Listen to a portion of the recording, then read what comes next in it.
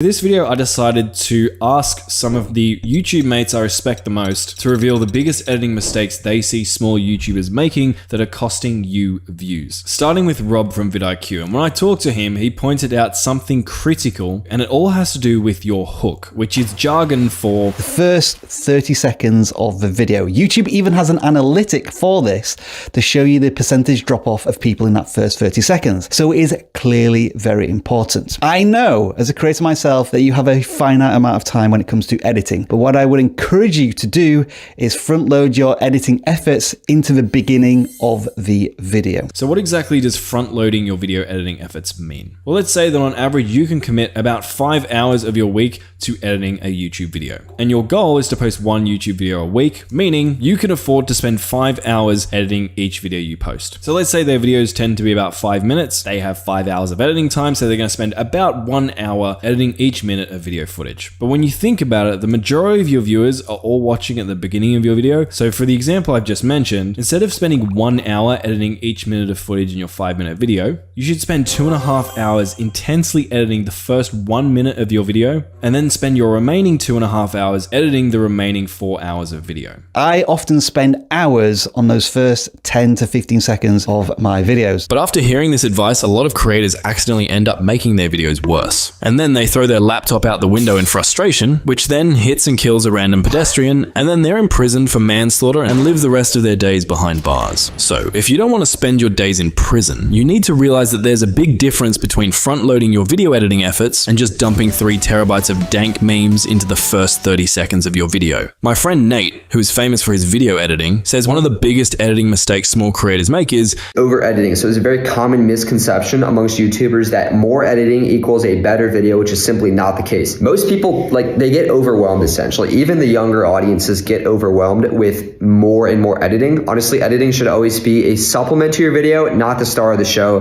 The star of the show is always the value that you provide in your content, so only edit as much as you need to. So if you're creating an entertainment video and more editing makes the video more entertaining, Nate approves. If you're creating an informational video and more editing makes it easier for people to learn what you're teaching them, Nate approves. But if you turn your editing timeline into a game of Tetris that doesn't add any real value, Nate will personally come to your house and delete your project files. That's enough. So what are some practical ways you can actually make your edits better without over-editing? Well, my friend Nate has some words of wisdom. Now there are 2 of them. Let's say you're doing a talking head or something where you're using your voice to narrate something, and you have multiple takes, and maybe you repeat yourself a couple of times, and you don't trim off that second or that half second in between takes.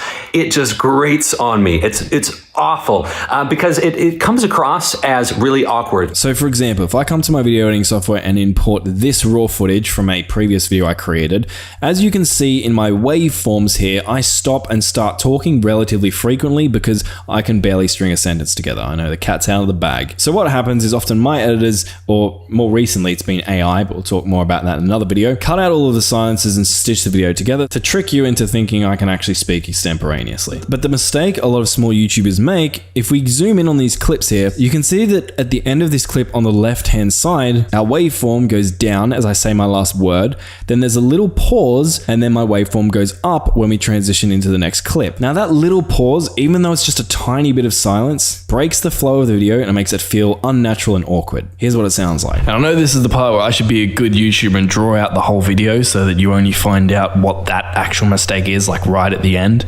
But I'm just going to reveal what it is right now. So what we actually want to do is trim off the ends of these clips and put them close enough together so that that awkward pause isn't there. Now, sometimes you can just do this with what's called a jump cut, which is where I literally just have one piece of footage back to back with another like this. But sometimes, especially with talking head videos, this doesn't work very well because, for example, sometimes my facial expressions might be a bit weird in between transitions because I haven't finished fully speaking the word. And so to fix this, we can do what's called a J or an L cut. What you're going to do is you're going to separate your audio from your video track. On Premiere, you can do it by clicking on this track, holding your Alt key and then dragging it in. Now you can see that I can adjust the length of my video track separately from my audio track. Then what I'm going to do is drag this over here like this and join these together. And so what we're trying to do is use the audio from the first clip to transition to the next clip. This here is called an L cut, as you can see by the shape. If it's still jarring or doesn't work, we can do a J cut, which is just the opposite of an L cut. So something like this might sound better. Let's take a look. You only find out what that actual mistake is like right at the end. I'm just going to reveal what it is right now. Now, if it does sound a bit unnatural, all you have to do is experiment with the exact spacing here, but usually something like what I've just done here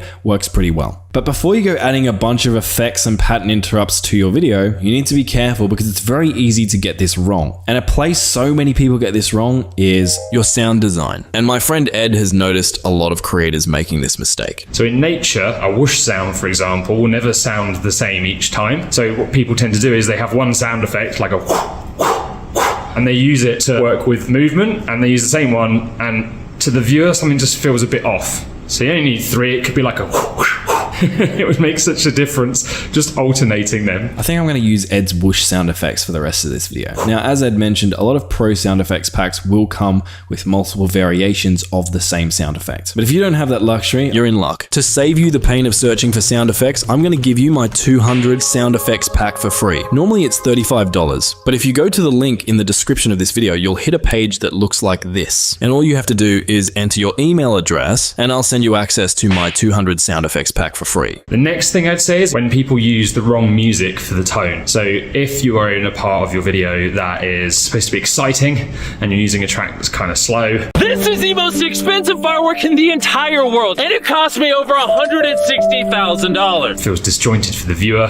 And on the same side of it, if you are just talking in kind of a monotone way and the music's really upbeat, you need to make sure that the edit and the tone of your voice match to tell the right kind of story. Otherwise, it just doesn't work. So that's a big mistake, is not understanding really how to use music. And my friend Nate, who you met earlier, has a similar pet peeve. This happens a lot of times when I'll see people come to me and they'll say, you know what, I just felt like it was a little bit slow, so I just put some upbeat music in there. Music should not be used that way. Music is used to enhance what is already good with the pacing or the energy of a video. And if you're thinking of music as a way to patch up or bandage something that's dragging, I would prefer that you re-record it. The principle here is we want the audio and video pacing to sync up, or else something will feel off and you'll lose viewers. But as my friend Nick shared with me, music and sound effects aren't the only things you need to think about. My pet peeve is when people are using B-roll or graphics on the screen that are not relevant to what it is that they're talking about.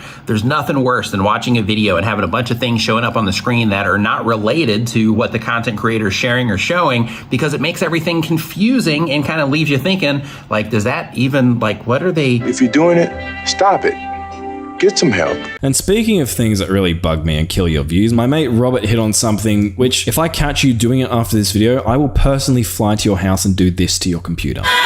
He explains it here. The number one editing mistake that I see people make over and over again, especially when it comes to YouTube Shorts creators, is they have text on the screen that's covering the title. This makes it absolutely impossible to read the title, makes it absolutely impossible to read the text that's on the screen, or they'll choose text that's like has absolutely no contrast to the background in which they actually have the text. And again, it makes the same effect. If it makes it too hard to read it and it doesn't look pleasing to the eye, I think so many people just end up swiping away. I especially see this with people that are trying to be like aesthetically pleasing and they're wearing a pink shirt and they have pink text across it, and it just makes it absolutely impossible to read and really hard to look at. Now, I'm sure you can see the problem here, and there are 3 main ways that we can fix this. The first is you can add a very heavy, what we call stroke, which is basically an outline around your text. The most common examples of this are where people use white text and then add a black stroke. You can also try using an effect called the drop shadow. It's going to add a shadow behind your text. It's not as harsh as the stroke. It can distinguish it just that extra little bit that it needs. And the third popular way to do this is by adding an actual rectangular background behind your text. Now that people can actually see the text you're using in your videos, my mate JV, who's actually the senior editor for this channel you're watching right now, had a great tip for small YouTubers who want to get more views. So it took me quite a while to learn this, but if you're not building your own assets library or creating your own presets, then you're wasting a lot of time. Basically, an asset library is an assortment of music, B-roll, graphics, and memes that you can simply drag and drop into your video project to speed up your workflow. So here are some good resources to help you get started. First up, we got Reli's editing pack. It's got some cool sound effects, memes, and green screen videos. Next up is Ekolu's editing pack, which has some funny clips but also has a Premiere Pro preset file that has a lot of cool effects. Next up is Premiere Composer by Mr. Mr. Horse. I only edit using Premiere Pro and After Effects, but this plugin is insanely useful and 100% free. It has a bunch of cool text presets, transitions, but here's the game changer. It has this user library feature where you can add your own asset folders, access them within Premiere Pro, and just drag them into your project. Now the video is almost over, but I have one more big mistake that I really want to talk to you guys about. One, because I like the sound of my own voice. Not really. But two, because it really frustrates me when you guys do this. It's something that is done regardless of the style of video, whether you're doing talking head, whether you're doing gaming, and that is not directing the eye of your viewer. So the human eye and mind can only properly focus on one object at a time. And your YouTube video isn't one object. Your YouTube video transports them into a little world where there are multiple different objects to focus on the screen. And sometimes, especially if there's a lot going on or there's something subtle that happens, it can be really easy for your viewers to miss that thing. And so you want to make sure that throughout your entire video, there is always a primary point of focus that your viewers' eyes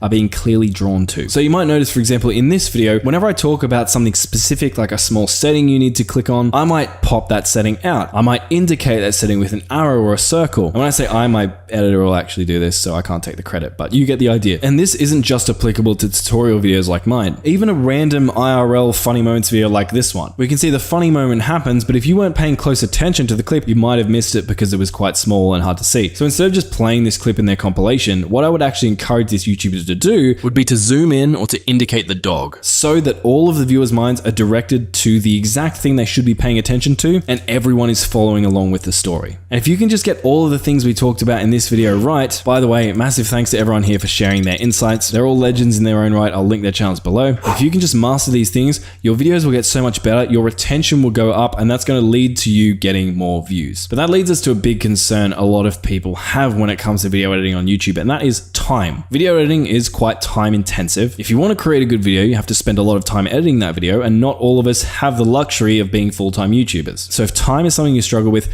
check out the video on screen. I'm going to show you what is probably my favorite AI video editing tool right now. It helps me automatically edit massive chunks of my video and save so much time. I promise you, you're going to love it. So check it out. I'll see you there.